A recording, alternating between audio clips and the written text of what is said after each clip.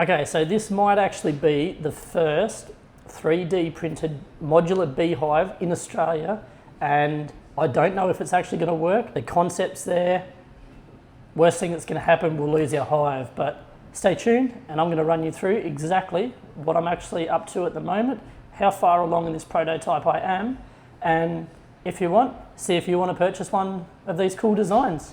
So as you can see behind me, I've got two printers currently running at the moment. I've got the Bamboo H2D and I've also got the Bamboo H2S, which is the single nozzle. Both are printing in PETG. So PETG is actually safe for bees and it's also food grade and it's also weather resistant. So this hive doesn't actually have to be indoors. It can actually be utilised outdoors as well, but you'd probably want to put it out of direct sunlight just to be safe. So I think it was probably a couple of months ago now that I came across believe it or not, ants, and I became like fascinated with how they like build their little colonies, and I don't know, something just happened, and then all of a sudden I went to the markets and then saw honey, and then I was like, oh, I'll look into what a hive entails. So then obviously I jumped on YouTube, I read heaps of books, all the different types of hives, and which led me then down the path of an observation hive, which is kind of similar to what I'm building now. But this is pretty much like the first of its kind, especially in Australia.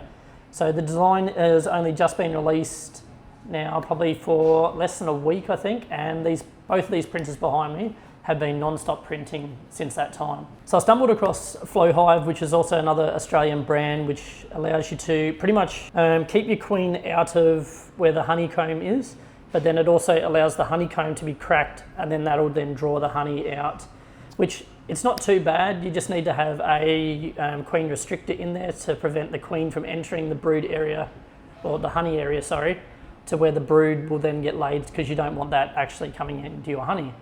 So with this one that I've actually designed now, or printing, there is the potential for later on to add a flow hive to this setup. If myself or someone else wants to actually then go into like a commercial amount of honey quantity and harvest it, then there's just going to be a little duct that flows off one of these hex and then goes straight into the flow hive 2 setup. So I think that's going to be pretty cool, but that'll come in the near future.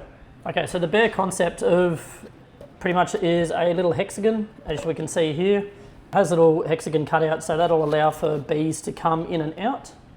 And then depending on what I want it to do, then you have slides around the outside of this as well. So when you're interlocking them, there's a double slide which will go in and can either just act as a vent, or it can act as just a joiner, and then you just stack them around and then you can expand your hive as you go.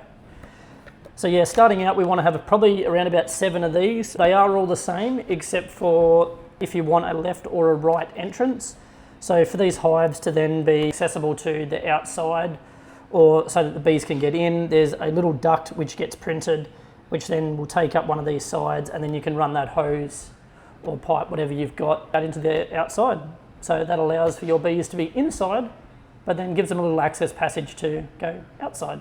So I can't really show you at the moment because they're printing the slides and that behind me, but up here there's a little cutout. So this is where you can stack 3 of the honeycombs where the bees will lay their honey in their brood and have all their stores. So that'll just slide in there and then they'll stack on top of each other. So yeah, so around the outside here, you've got your little locking tabs, which will then hold your perspex in place, or your glass, whichever one you use, and give you a nice clear view of what's going on inside your hive. So on the back here, we have how it all mounts. So I haven't actually printed any of the mounts, but they just pretty much like a hook. So it'll go in, hook under there, and then that's what you screw to your wall or to a support board, whatever you're using, quite easily. So top of the hive is marked by these cutouts here. So then when you're locking them together, this is a little joiner. So still printing a few of these out at the moment, but as you can see, and then you'll also have, it should be a double screen, which I haven't printed, but yeah, there's a double screen which can then also be slid in between to block the bees going through.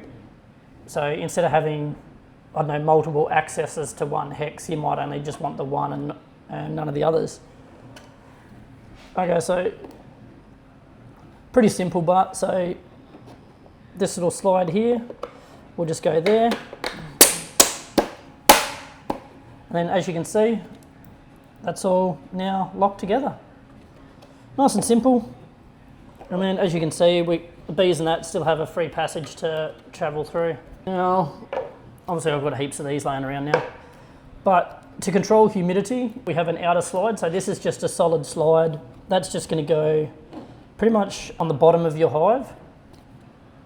So there'll be a few of them which go around the outside, for example. I'm only going to do 2 just for this video because keep it nice and simple. But yeah, so on the bottom of the hive, we'll have that. Ones that I said before that I didn't think I had. So these are the double interlocking. So if you wanted to, I'll do another one. So you can sit that there, for example, like that. Put that, so it'll act as a lock, but it won't allow the access to any of the bees. It'll just act as a vent. So the bees will come in through here and can go out into this one, but they can't pass through this passage here. And then on here, we've also got our ventilation. So this is how you control the humidity in your hive. So same as before, they just go around and lock in, nice and easy, as simple as that. There actually is going to be an LED upgrade. So for your middle hexagon, there's going to be a little LED kit which will then sit into that. This will go on the top, so it just has the branding of Hexabees. So the cool thing about the LED upgrade is when you have honey which has been capped in the hive, the LED lights are going to shine through all the honeycomb and actually illuminate the honey, which actually looks pretty cool. Hopefully you've enjoyed my update of how this little indoor beehive is progressing. Like I said, it's the first in Australia. There's a lot that can go wrong and will likely go wrong. I haven't fully figured out how I'm actually going to be moving the nuke into it. The only thing I've pretty much come up with so far is to just separate the queen from the hive, place her in one of them, and then just tilt the box upside down and just give it one tap. That's pretty much the only way I think I can actually do it in an observation hive. And in saying that, it's pretty obvious that I'll have to pretty much take this off the wall or wherever it is inside, go outside, open it all up, tip them in, lock them down, and then throw it all back inside and then vent it back out. So as you can see, this is pretty much where we're up to with the indoor beehive. It's taking a lot more time than I initially anticipated. So for example, like so far, each one of these hexes takes about 12 hours to print. Every time I do about 12 slides, that ends up being around about 12 to 24 hours. Each of the little hex bits for the honeycomb, anywhere between 4 to 6 hours each.